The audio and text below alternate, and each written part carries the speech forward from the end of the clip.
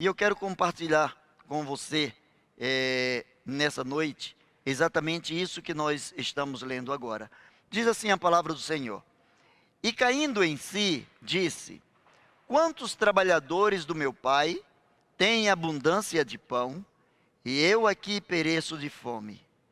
Levantar-me-ei, irei ter com meu pai, e dir-lhe-ei: Pai, pequei contra o céu e perante ti.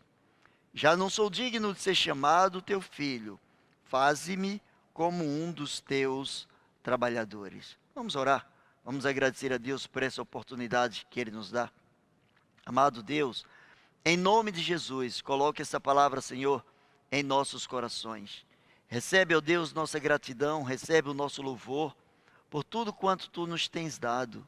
E acima de tudo, Senhor, pela presença do Teu Espírito em nossas vidas. Pai amado, nós te somos totalmente gratos, porque sabemos que em Ti nós podemos confiar. Por isso pedimos que apliques esta palavra aos nossos corações, pois assim oramos no nome de Jesus. Amém e amém.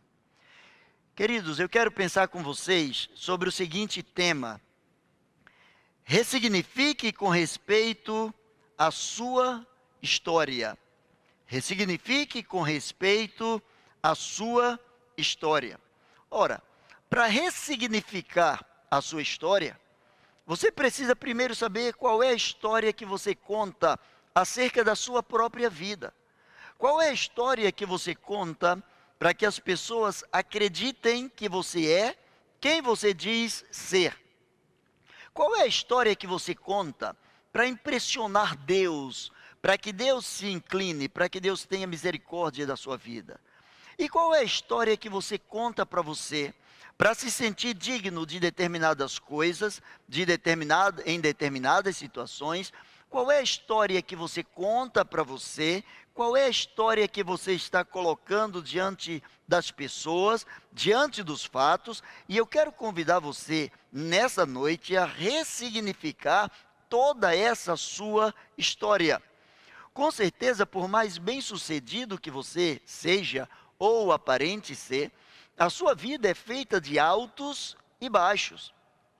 A sua vida é feita de momentos grandiosos e de momentos de tristeza. Se não fosse assim, você não estaria vivo, você não estaria contando a sua história. Naturalmente, a sua vida ela é feita de ganhos e perdas, de abraços, de afastamentos. A sua vida é feita como a vida de qualquer um outro ser humano, de coisas que se contrapõem, coisas que se contradizem, e assim é a vida. Você já observou quando alguém está enfermo no hospital e aquele monitor cardíaco, ele começa a trabalhar, ele começa a mostrar que há atividades no coração, que há atividades cerebrais, e é natural que ele comece a fazer um desenho para cima e para baixo. E olha, se porventura ele fizer um desenho retilíneo, se ele fizer um desenho sem curva, significa que já não existe mais vida, que a pessoa morreu. Então eu quero nessa noite convidar você a ressignificar a sua história.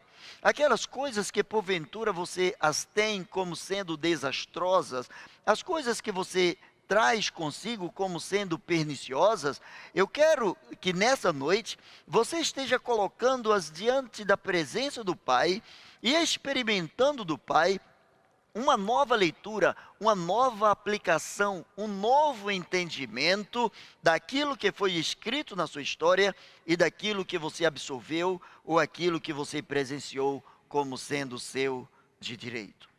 Você precisa saber, antes de tudo, de onde você veio. E você precisa saber para onde você vai. Ora, quem não tem um alvo, ele sempre vai acertar. Quem não tem alvo vai acertar sempre, porque não tem alvo. Se não tem alvo, qualquer coisa, qualquer lugar é um porto de chegada, é um ponto de chegada. Qualquer lugar para quem não determinou onde quer chegar é lugar. Mas para aqueles que determinaram onde querem chegar, não é qualquer parada, não é qualquer lugar que vai satisfazer os anseios da sua alma, os anseios do seu coração. Você já pegou porventura um trem, ou um ônibus, ou um metrô? E você já viu que há vários pontos ou várias estações, e em cada estação, um grupo de pessoas desce, um grupo de pessoas sobe, e você só desce ou só sobe naquela estação que lhe é propícia, porque você sabe aonde você quer chegar. Se você não sabe onde você quer chegar, você vai descer na primeira estação. E você pode descobrir que na primeira estação você pode estar muito longe da sua casa. Mas para que você esteja ressignificando a sua vida, ressignificando a sua história, dando um outro entendimento à sua história, você precisa se permitir.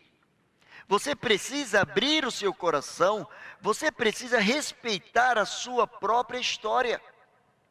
Há pessoas que olham para a sua história como sendo a pior de todas as histórias.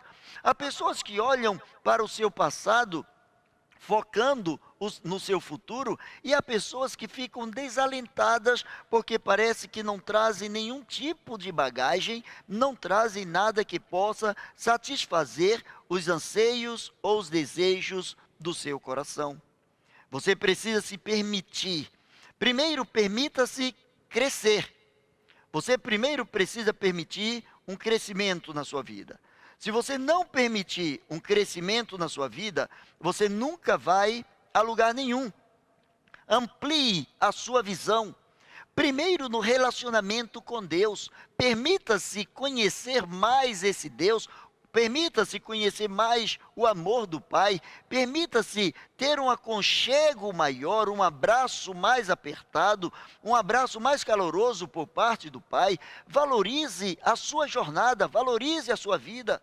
Há pessoas que vão para o outro extremo e acham que se elas saírem da vida, o mundo vai acabar. O mundo não vai acabar se você desaparecer. O mundo não vai acabar. Se eu desaparecer, o mundo não vai acabar. Mas o meu mundo vai acabar se eu desaparecer. Eu preciso valorizar a minha jornada. E o que é a minha jornada? A minha jornada é o espaço que compreende-se o estado atual e o estado desejado. O que é valorizar a minha jornada? É eu ver, perceber aonde eu estou, quem eu sou, toda a bagagem que eu trago, seja ela positiva, seja ela negativa, e com tudo isso admitir onde eu quero chegar. Há pessoas que delegam a Deus o tempo todo responsabilidades suas. Tem pessoas que não sabem onde querem chegar e depois reclamam porque Deus não as levou a lugar nenhum. Ora, se elas mesmas não sabem onde querem chegar, como que Deus pode levá-las a um lugar que possa satisfazer os anseios, os desejos do seu coração? Eu encontro aquele jovem dizendo o seguinte: a palavra do Senhor diz que ele caiu em si e disse: quantos trabalhadores do meu pai têm abundância de pão e eu aqui pereço de fome? Ele ampliou a sua visão. Qual era a história que aquele jovem contava para ele mesmo? A história que ele contava para ele é que ele era um jovem autossuficiente. E ele fez todo mundo acreditar nisso.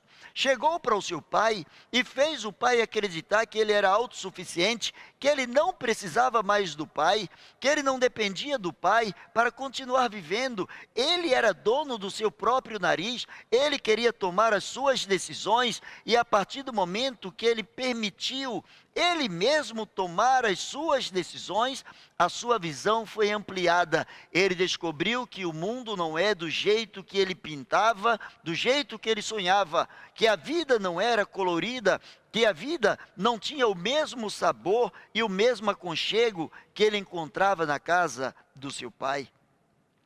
Mas ele ampliou a sua visão quando ele disse: eu vou me levantar. Eu vou ter com o meu pai, e eu vou dizer: pai, pequei contra os céus e perante ti. Ele sabia que até aquele momento, o seu estado atual era um estado em que ninguém, nenhum dos seus amigos, gostaria de estar. Ninguém gostaria de conviver aquela sua situação. Ninguém trocaria a sua vida pela experiência que ele estava vivendo. E então ele começa a valorizar a sua história. E na sua história, ele descobre que ele tem um pai. Na sua história, ele descobre que ele tem uma casa. Na sua história, ele descobre que ele tem um porto seguro. Na sua história, ele descobre que alguma coisa ele escreveu de uma forma errada e que ainda há tempo para reescrevê-la, para fazê-la conhecida de uma forma diferenciada na presença de outras pessoas. Levante-se, vá na direção correta. Aquele homem, segundo o texto bíblico, ele bateu de porta em porta, ele foi buscar trabalho com algumas pessoas, com alguns empresários da época, com alguns fazendeiros, e ninguém lhe dava nada. Até que um dia alguém lhe deu o direito de tomar conta de porcos, com a condição de que ele não podia comer a lavagem dos porcos, a ração dos porcos, a comida dos porcos. Ou seja, os meus porcos, por serem meus, eles merecem mais cuidado do que você, que é simplesmente um forasteiro. Nesse momento, esse homem começou a ressignificar com respeito à sua história. Ele começou a olhar para ele e ele começou a fazer aquela pergunta: quem sou eu? Quem é o meu pai? Por que eu estou passando por tudo isso? Onde que eu quero chegar? E aí ele começa a tomar a decisão mais apropriada na sua vida.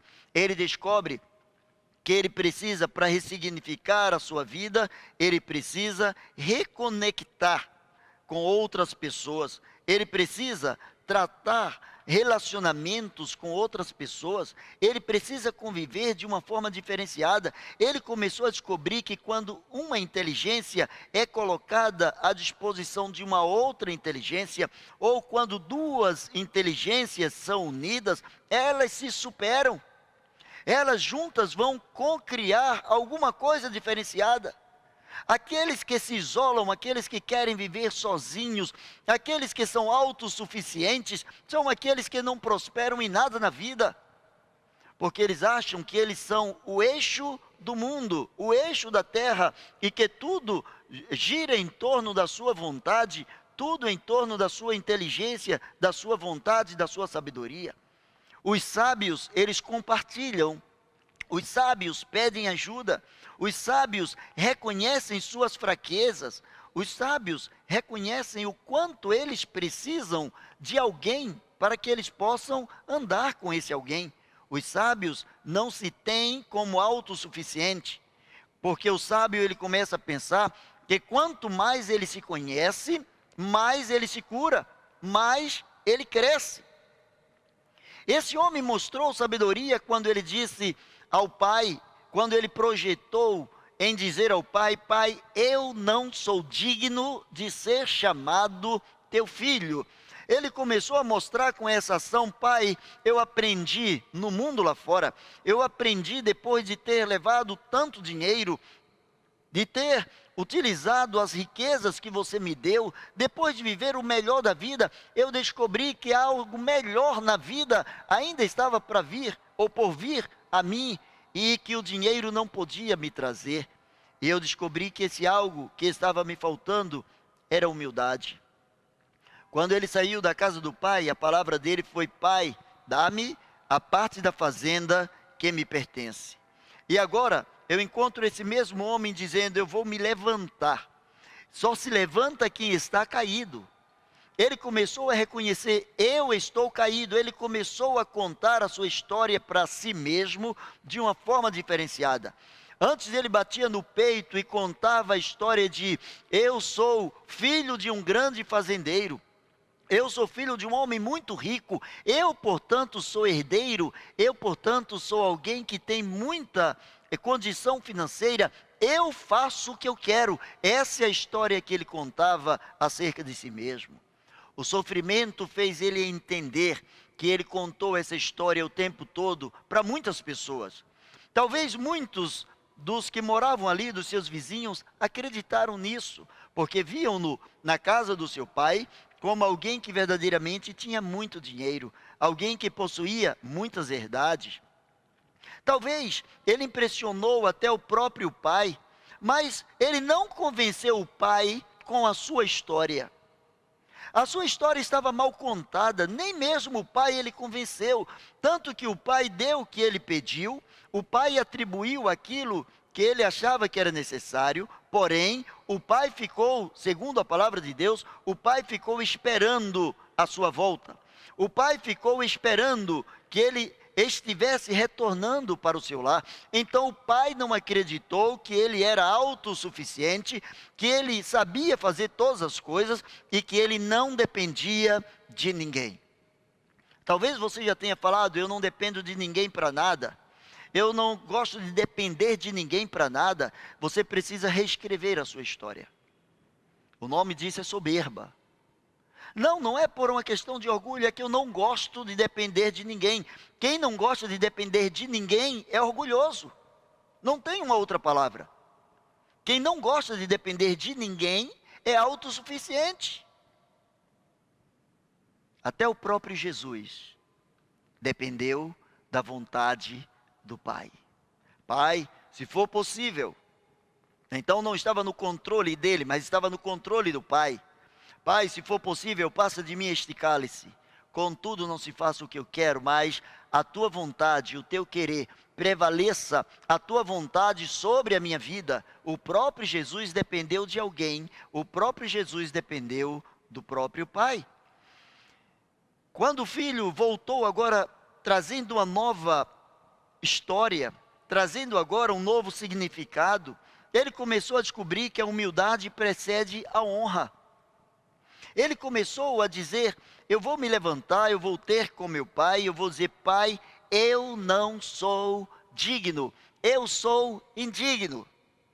Ou seja, pai, eu não tenho nenhum tipo de mérito diante de ti. Tudo que porventura você vier a fazer a mim, é meramente pela tua graça, é meramente um favor teu. Eu não mereço nada, eu rompi contigo, eu quebrei contigo, eu me dissociei de ti. E pai, eu preciso agora fazer uma conexão contigo, eu preciso agora do teu apoio, eu preciso das pessoas que também te conhecem, eu preciso que a tua amizade influencie em meu benefício, eu preciso que a tua palavra seja uma palavra de bênção sobre a minha vida, eu preciso da tua palavra, eu preciso da tua bênção para que as pessoas tragam sobre mim aquilo que eu perdi, aquilo que eu joguei fora. A Bíblia diz que, dentre outras coisas, o pai começou a mandar trocar as vestes daquele filho. O pai mandou colocar um anel no seu dedo, que significava, um anel significava crédito. É como se o pai tivesse colocado no seu bolso um cartão de crédito.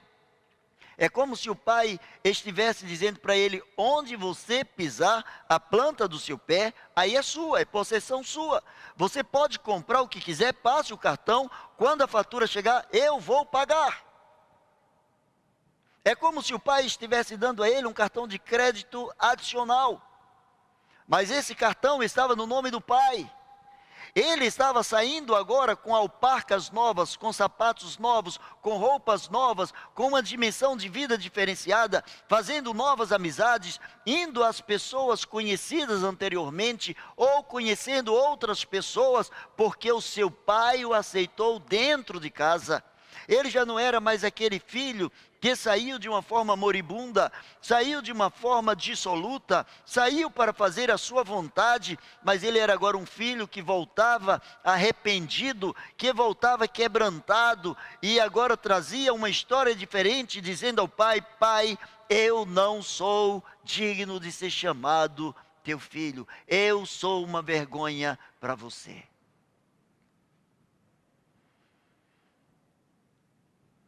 Quais são os padrões mentais que você usa para que a sua vida seja assim? Tem pessoas que dizem assim: eu parece que eu tenho o dedo podre, onde eu boto meu dedo a coisa apodrece.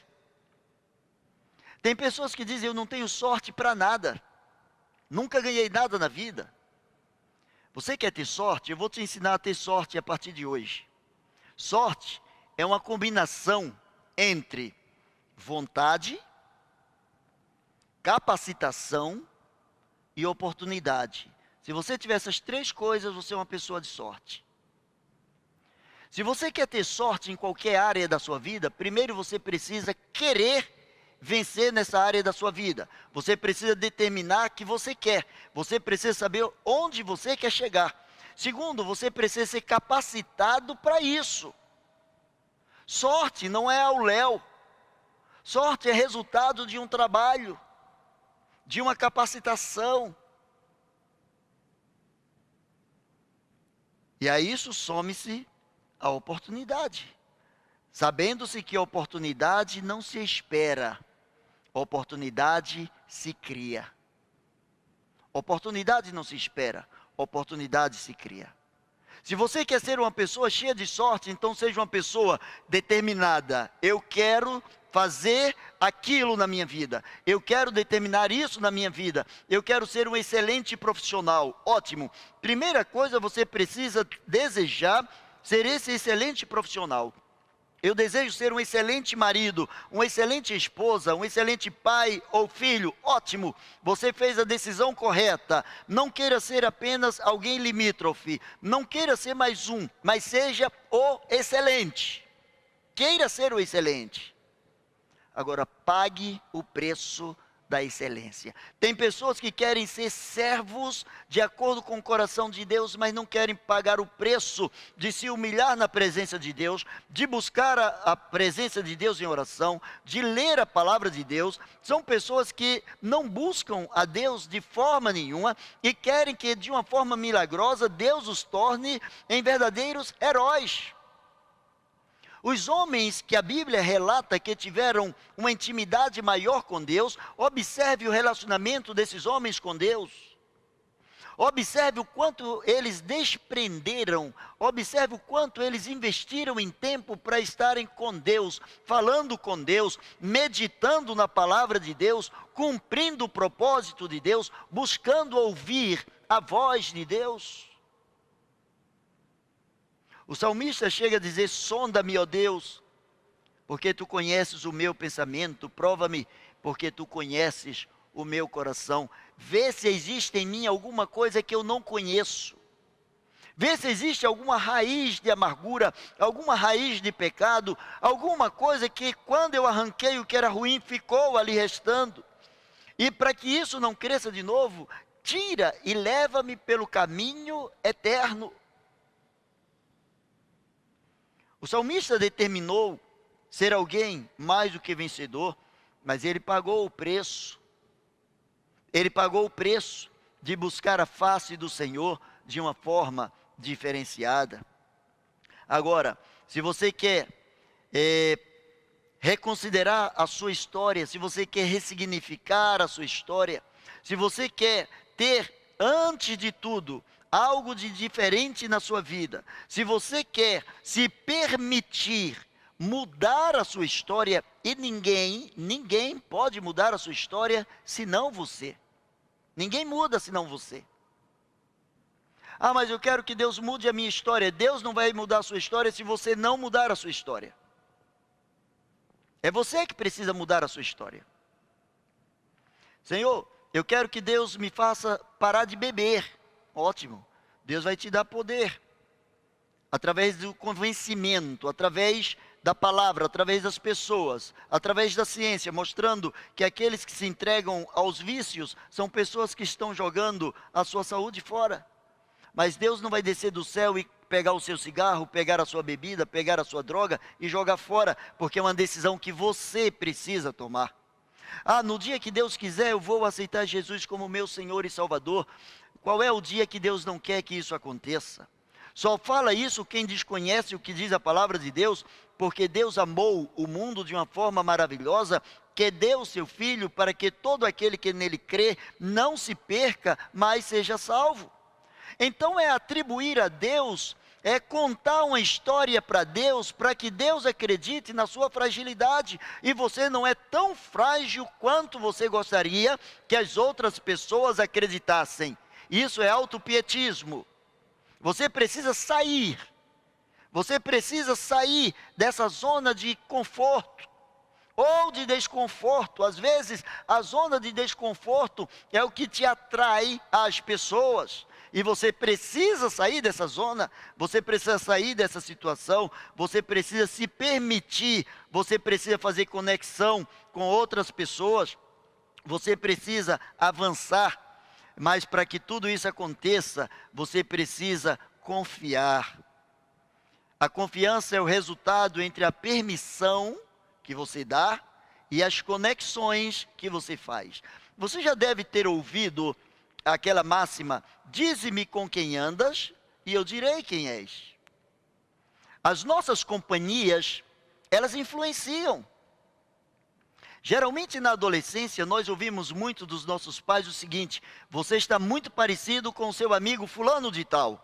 E geralmente essa comparação é com alguém que nós julgamos ser alguém inferior, alguém que faz coisas erradas. E aquilo geralmente nos machuca. E os pais, às vezes, para nos chamar a atenção de que estamos fazendo alguma coisa errada, eles começam a nos qualificar, a nos assemelhar a pessoas que verdadeiramente estão fazendo aquilo que não é, socialmente falando, correto, aquilo que não impulsiona, aquilo que não enobrece ninguém. Se você quer mudar a sua história, quer ressignificar a sua história, quer respeitar a sua história, quer respeitar a sua vida, quer escrever páginas diferentes, o restante da sua vida com uma história diferente, você precisa confiar. O filho, ele sabia que ele era indigno, mas ele confiou: eu vou me levantar, sentado, deitado, caído é que eu não vou ficar. Se eu ficar deitado, caído, sentado, prostrado, eu vou morrer e o meu pai não vai saber. Eu vou. Ele determinou, ele confiou, ele eliminou o excesso do seu passado. Há pessoas que andam o tempo todo carregando o peso do seu passado. E para onde você quer chegar com todo o peso do seu passado? Tem pessoas que estão agarradas a coisas duras, coisas ruins, coisas que travaram sua vida, a perdas irreparáveis, pessoas que estão trazendo choros, mágoas, tristezas, dores, mas não querem abrir mão do seu passado. Eu não estou dizendo que você deve esquecer o seu passado. Passado não se esquece. Só esquece passado quem tem amnésia.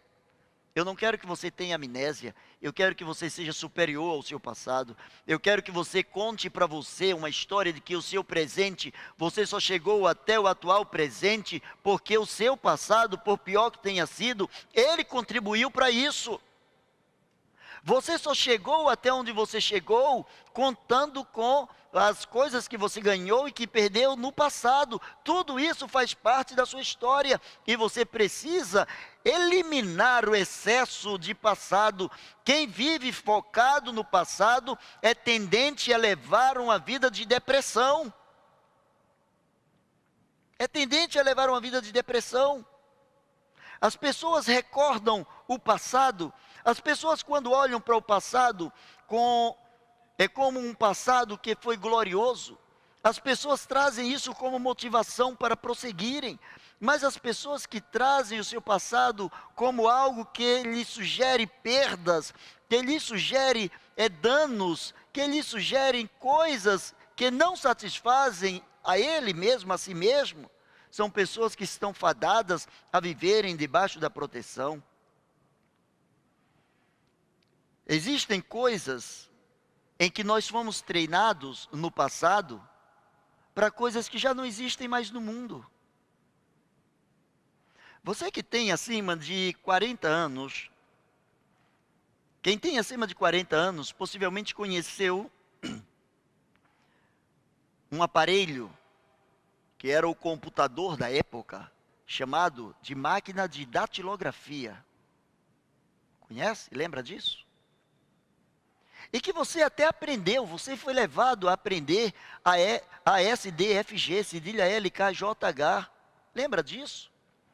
Porque você precisava digitar com a maior agilidade possível, sem olhar para o teclado, porque as oportunidades só se apresentavam para pessoas que tinham um curso de datilografia, pessoas que eram habilitadas a escreverem com os dedos. Hoje eu te pergunto, onde é que estão as escolas de datilografia? As crianças com 4, 5, 6 anos, 7 anos, já sabem digitar isso aqui. Com 2 dedos, elas fazem mais do que muitos de nós que estudamos datilografia. Para que serviu a datilografia que nós aprendemos? Serviu para aquele tempo, para aquele momento. Nós fomos treinados para um mundo que hoje não existe. Hoje já não existe mais a necessidade de uma aula de datilografia. Evite também o excesso de futuro. Tem pessoas que o tempo todo, meu Deus do céu, não fazem mais nada porque ficam pensando no futuro. Eu preciso me aposentar, eu preciso criar um lastro, eu preciso criar uma situação, eu preciso chegar lá aos 70 anos sem depender de ninguém, eu preciso pensar no futuro. Calma, e se você morrer antes do futuro chegar? Se você morrer antes do futuro chegar? O excesso de passado gera depressão, mas o excesso de futuro gera ansiedade. O grande problema é que as pessoas estão ansiosas. Sabe por quê? Porque as suas preocupações são com coisas que nunca aconteceram. Foram treinadas para um mundo que hoje já não existe e estão treinando para um mundo que não sabem nem se vai existir. Quando o celular começou a chegar, os primeiros celulares que chegaram no Brasil, aquele chamado tijolão, quem tinha um tijolão daquele era tido como nobre, como rico. E as pessoas que tinham, desfilavam com ele, quase que com um carrinho de mão para levá-lo, desfilando para mostrar para todo mundo, eu tenho, você não tem. Hoje, as pessoas falam através de um celular, através de um relógio. Hoje as pessoas se comunicam por um relógio. As pessoas hoje têm acesso à imagem e à voz de quem está do outro lado do mundo através do seu relógio. Daqui a algum tempo, as pessoas poderão ter esse tipo de projeção, quem sabe no anel, olha para a parede, aperta o seu anel, projeta a imagem da outra pessoa, vai falar com essa outra pessoa, e aqueles que ficaram tão preocupados porque não tiveram um celular, não tiveram um relógio que podia se comunicar, que se sentiram ultrapassados, essas pessoas vão ver que o mundo avança, a tecnologia avança, mas nós precisamos acompanhar o crescimento sem nenhum desespero. Sem nenhum desespero. Possivelmente, se Jesus estivesse nos dias atuais, e falasse o que ele falou na época dele, possivelmente muitas pessoas não entenderiam Jesus. Muitas pessoas não entenderiam a sua linguagem, porque a linguagem ela é dinâmica. A linguagem, a cada dia, ela cresce, ela se diversifica. Por exemplo, quando um estrangeiro vem aprender a língua portuguesa, ele aprende assim, você vai estudar português. Só que quando ele chega aqui, ele encontra algo na nossa linguagem que nós chamamos de contrações e que nós falamos, você vai. E ele aprendeu, você vai estudar, e ele ouve, você vai estudar. E ele começa a ter uma dificuldade porque ensina-se uma coisa, mas a vida prática cobra outra. É preciso reconsiderar tudo o que faz a sua história, tirar lições preciosas da sua história. É preciso olhar, existem pessoas que têm várias versões da Bíblia na sua casa. Eu tenho várias Bíblias diferenciadas. Eu sei que tem muitas pessoas que têm, saiu uma Bíblia, ele pega a versão mais atualizada, ele pega, ele tem todas as versões da Bíblia. Mas olha, isso não quer dizer que o seu caráter seja cristão, porque você tem muitas Bíblias. Se fosse assim, qualquer livraria, qualquer prateleira que tivesse várias Bíblias, aquela prateleira também seria cristã e também estaria salva pela graça do Senhor. O conhecimento nos dias atuais aumentou, mas a compreensão diminuiu. O conhecimento aumentou, mas a compreensão diminuiu. Agostinho, ele diz que quem crê no que aceita na Bíblia e não crê naquilo que não aceita, ele não crê na Bíblia, mas crê em si mesmo. Tem pessoas que abrem a Bíblia e dizem, não, mas isso aqui não é para mim, isso aqui foi no passado. Não, mas isso aqui não é bem assim. Bem, eu entendo que Deus está querendo falar isso para mim. Quem tem que entender não é você, quem tem que entender é o autor da Bíblia. Quem tem que entender o que Deus quis dizer na palavra de Deus é o intérprete da Bíblia, é o Espírito Santo de Deus. E se você não estiver conectado a Ele, se você não estiver recebendo dele a orientação, a inspiração, a iluminação para aprender a palavra dele, você vai interpretar a palavra ao seu bel prazer. E interpretando ao seu bel prazer, você vai se sentir digno de muitas coisas, porém indigno na realidade diante de Deus. Você precisa, para desenvolver a sua confiança em Deus, você precisa ser uma autoridade.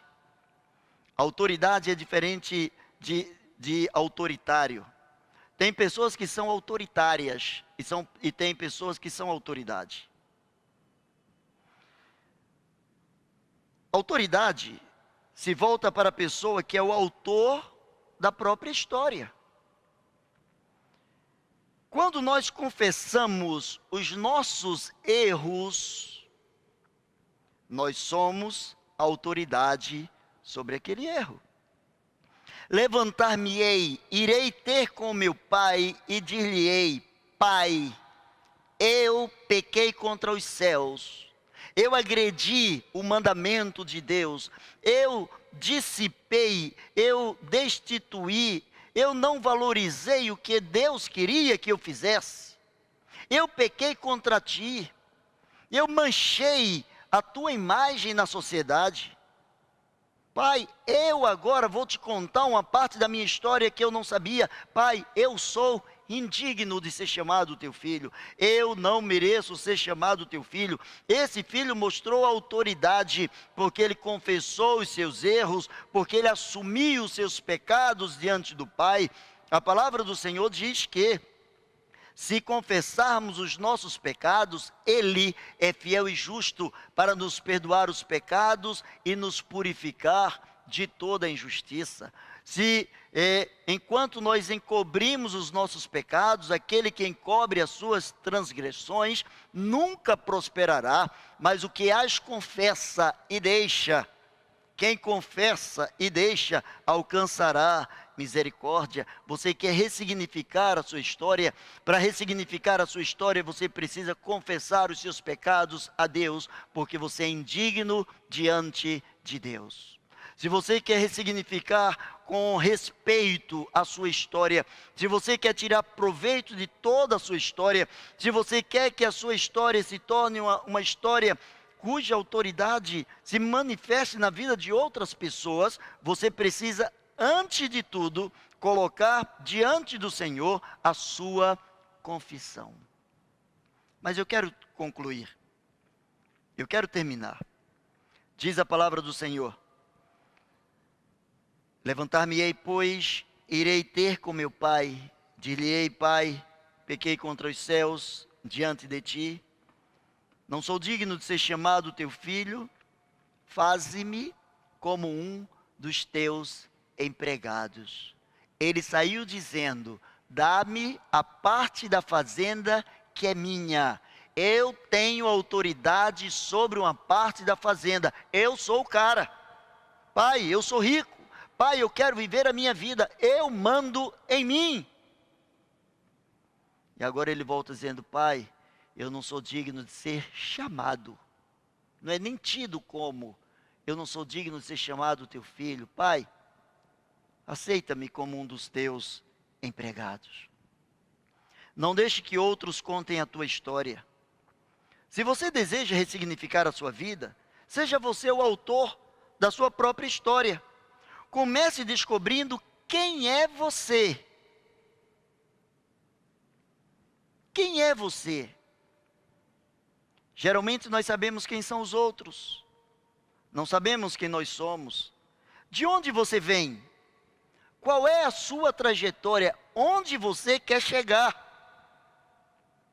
Esteja conectado a uma inteligência superior à sua. Esteja conectado a alguém que pode concriar com você uma situação diferenciada. E descubra na sua trajetória que você foi conduzido de volta à casa do Pai. Não tem ninguém em sã consciência que queira reescrever, ressignificar a sua história de uma forma valorizada, de uma forma sem preconceitos. Não existe ninguém, nenhum ser humano que queira ressignificar a sua vida sem que esteja voltando à casa do Pai. Somos suas criaturas, feituras suas, imagens de Deus, semelhança de Deus, criados para louvor da sua glória. Se hoje a sua vida não é uma vida que glorifica o nome do Senhor, por mais rico que você seja em quaisquer de todas as esferas, emocionalmente, economicamente, sociologicamente, intelectualmente, por mais que você seja rico, a sua história precisa ser reconsiderada, ressignificada, e essa história só tem um final feliz quando você, como filho, volta arrependido para a casa do Pai. Há muitas coisas que estão faltando na sua vida, na sua história. Volte para o Pai. Há muitas coisas que têm te incomodado. Volte para o Pai. Ninguém te entende, ninguém te dá nada de graça. Tudo na vida parece que para você é mais difícil. Volte para a casa do Pai. Você está querendo que outras pessoas escrevam a sua história. Ninguém vai escrever a sua história, a não ser você. Se você permitir que o Espírito Santo de Deus, no seu coração, faça de você alguém diferenciado. Baixe a sua cabeça. Eu quero orar por você. Você que tem dito no seu coração, eu quero esse Jesus, eu quero esse Senhor, eu quero servir a Deus. Mas eu não tenho merecimento. Eu sou um homem cheio de pecados. Eu já tentei várias vezes ir para a igreja e eu desisto no meio. Já tentei deixar de fumar, de beber. Eu desisto no meio. Eu não sei quem é você, não sei quantas vezes você já tentou.